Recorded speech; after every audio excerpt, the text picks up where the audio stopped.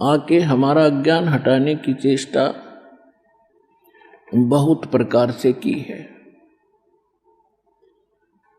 अब ये ना हट रहा, हमारे अंदर वो कसक नहीं बन पा रही।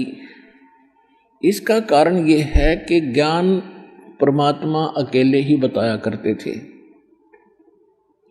और अज्ञान फैलाने वालों की कमी नहीं थी, लाखों और करोड़ों की संख्या में थे। उस समय भी है, आज भी है, उस समय भी थे।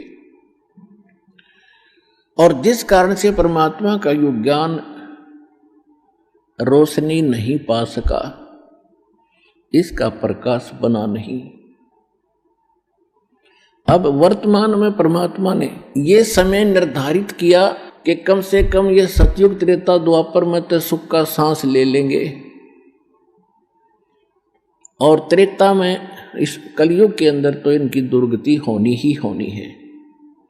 इसलिए परमात्मा ने यह शिक्षा हमें दी। कलयुग भी 5500 वर्ष बीत गया था, या शिक्षा नहीं थी हमारे अंदर। और अब शिक्षा पाकर हम ये सोच रहे हैं कि अब हम ज्यादा इंटेलिजेंट और सभ्य हो गए। हम इंटेलिजेंट तो हो गए लेकिन सभ्य नहीं हुए। हमारी इंसानियत का नाश हो गया। इस माया ने हमारी बुद्धि हड़प ली, हर ली। इस शिक्षा ने हमें बेईमान बना दिया, अहंकारी बना दिया, अभिमानी बना दिया। छोटी सी कोई पोस्ट प्राप्त कर लेता है या कोई अच्छी पोस्ट IAS IPS, कोई डॉक्टर, इंजीनियर, जज, मंत्री, मुख्यमंत्री, प्रधानमंत्री बन जाते हैं।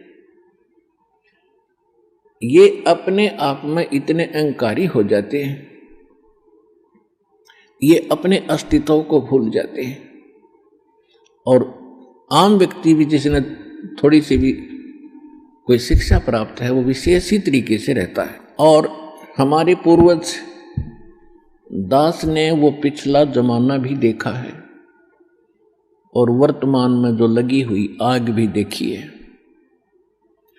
हमारे माता पिता, दादा, परदादा, गांव के लोग, उनके पूर्वज, वो कैसे रहा करते थे? इतना सिंपल, एक साधु की तरह रहा करते थे। तन पे कपड़ा भी नहीं, धोती बांध लेते थे, सारा दिन खेतों में मजदूरी में काम करते थे और इतना प्यार और विनम्रता और शांत चित्त रहते थे। जो मिल जाता उसमें सब्र संतोष किया करते थे। और अब ऐसी आग लगी है, चाहे जिसके पास आज करोड़ रुपए हैं तो नौकर अरब नहीं हुए तो कोई जीना नहीं। एक कोठी है तो सब्र नहीं नौकर 5-4 प्लाट और हों, 1-2 कोठी और बनाऊं और फिर भाई की टिकट कट जा, मर जा, फिर कुत्ता बन के उस कोठी के बाहर गली में बैठा, उसकी छाया में भी ना बैठने देंगे वो पुत्र, आते जाते डंडा ठोकेंगे सिर में। तो परमात्मा कहते हैं कि इस काल ने आपकी अक्ल मार रखी है, आपकी बुद्धि हट रखी है।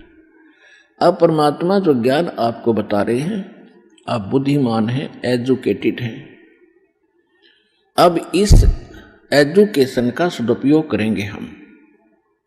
परमात्मा ने ये ऐसे इंस्ट्रूमेंट बनवाए हैं, ये मनुष्य नहीं बना सकता, जीव नहीं बना सकता, चाहे कितनी बात बनाओ। इस युग का नाम कलयुग रखा।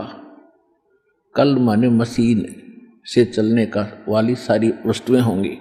तो परमात्मा ने यह बुद्धि दी जीव को, ये ऐसे इंटरनेट सिस्टम और ये media channels, projector, DVD, CD, mobile, chip, ये मेमोरी कार्ड बनाए दाता ने बनवाए। अब इसमें ठीक है, जो बकवाद करने वाले वो करते रहेंगे, बकवाद कर लेंगे, कितने दिन करेंगे। देखो पुण्यात्माओं, आज गाने सुनते हो आप या फिल्म देखते हो टीवी पे या मोबाइल में, या बकवाद देखते हैं, सुनते हैं किसी चुटकुले वगैरह, घर में एक दुर्घटना घट जाए, आप सुन कर दिखाइए, उसने वो फिल्म का गाना सुन कर दिखाइए। फिर तो ऐसे गंदे लोक में हम ये गाने सुने और सुनाएं, गाने गाएं, यहां तो रोना पीटना है सबका। और इसमें भगवान की भक्ति साथ लेकर और इस मालिक की आरती दिन रात करो, भगवान की भजन दिन रात करो। ठीक है, कोई दुर्घटना घट भी जाए तो मालिक की भजन नहीं छोड़े, आरती इसी तरह करता रहे, इसमें बिल्कुल बंद नहीं करे, क्योंकि दुख हल्का भगवान ही कर सकता है। उसको रोते रोते भी मालिक ने याद करे। तो कहने का भाव यह है कि इस गंदे लोक में हम भूल जाते हैं, किसी के घटना घट गई, हम एक औपचारिकता करने जाते हैं वहां पर। अगर वो हमारे आया था और हम नहीं गए तो वो दुख मानेगा। बस वहां थोड़ी सी देर बस पूछ लेते हैं कैसे हुआ, क्या हुआ, बहुत बुरा हुआ, बाहर आते फिर वो सैर सपट्टे अपने जो के तोड़े थे। जिसके लागे सो तन जाने, और यह सब क्या लगेगी, किसी के पहले लग जाएगी, किसी के बाद में लगेगी। या तो कोई नहीं बचेगा इस मार से, काल के कोल्लू में सब पड़े हुए हैं। और एक दिन इसके पाठ के नीचे आपने आना पड़ेगा। परमात्मा कहते हैं चलती चक्की देख के और दिया कबीरा रो, और दो पाटन के बीच में साबत बचा ना कोई। चक्की के बीच में चक्की चल रही है पत्थर की, उसमें कणक डाली जा रही है। कहते दो पाटों के बीच में, इस काल और माया के बीच में आपको पीसा जा रहा है, इसमें साबित कोई नहीं बचेगा। फिर कहते हैं कि किले से लागा रहे ताका नाश न हो। हमने देखा कि हमारी माताएं हाथ से चक्की पीसा करती थी और उसमें एक किला होता था, किला बीच में एक ऐसे दोनों पाटों के बीच में सेंटर में पाट होते गोल गोल चक्कर पत्थर के, उसमें एक तो डंडा सा लगा होता था उसको घुमाने के लिए, और एक उनके सेंटर में एक सुराख सा होता था, उसमें एक लकड़ की ऐसे गोल सी लंबी लंबी सी एक लगी हुई थी गुटका सा, और उसके चारों तरफ उसके खाली स्थान होता था, उसको किला बोलते थे। अब जो कणक उस किले में पड़ गई वह तो ज्यों की त्यों रहती थी, उस पर उन दोनों पाटों का असर नहीं होता था, और जो उन दो पाटों के बीच में आ गई वह सारी पीस दी जाती थी। तो यहां परमात्मा कहते हैं किले से लागा रहे ताका नाश ना हो।